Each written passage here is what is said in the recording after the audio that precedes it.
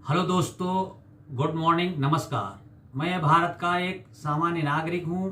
मेरा नाम गया प्रसाद है और मैं उत्तर प्रदेश सरकार से रिटायर्ड जीएसटी अधिकारी हूं।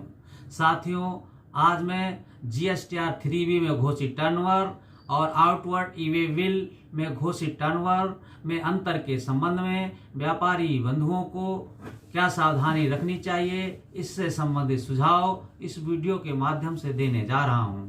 दोस्तों, बात करेंगे जीएसटीआर 3B में दिखाया गया टर्नओवर और ई-वे बिल में घोषित टर्नओवर में क्यों अंतर आता है। सबसे पहले समझते हैं कि दोस्तों अलग अलग चीजें होती हैं। जीएसटीआर 3B में जो टर्नओवर दिखाया जाता है वो आपकी टैक्स सप्लाई का सार होता है, जिसमें आपने महीने में जितनी बिक्री की है उसका टैक्स के साथ विवरण दिया जाता है। वहीं ई-वे बिल आउटवर्ड में टर्नओवर का मतलब होता है माल की आवाजाही, मूवमेंट ऑफ गुड्स, यानी जब भी आप रुपए 50,000 से ज़्यादा का सामान एक जगह से दूसरी जगह भेजते हैं तो ई-वे बिल बनाया जाता है। साथियों, अब सवाल आता है कि दोनों में अंतर क्यों आता है। पहला कारण यह है कि कई बार जनरेट किए गए ई-वे बिल से संबंधित उसकी इनवॉइस की एंट्री अगले महीने के 3B में की जाती है। इससे दोनों के टर्नओवर में फर्क दिखने लगता है। दूसरा, कुछ e-way bill job work, branch transfer या माल के रिटर्न से संबंधित बनाए जाते हैं। ये असली बिक्री नहीं होती हैं, इसलिए ये जीएसटीआर 3B की टर्नओवर में घोषित नहीं किए जाते हैं।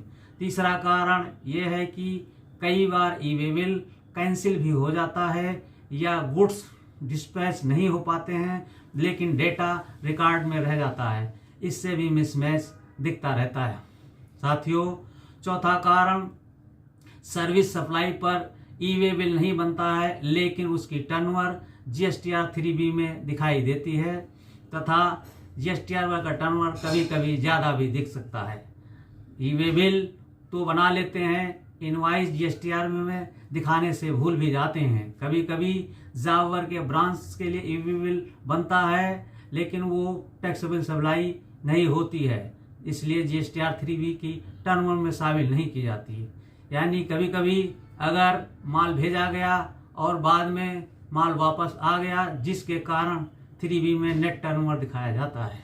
साथियों, अंतर के संबंध में किन किन बातों में सावधानी रखनी चाहिए। सबसे पहले हर महीने ये चेक कर लें कि ई-वे बिल का डेटा और सेल रजिस्टर का मिलान हो रहा है या नहीं। जो ई-वे बिल जॉब वर्क या माल के ट्रांसफर के लिए बनाए गए हैं उन्हें अलग से नोट कर लें।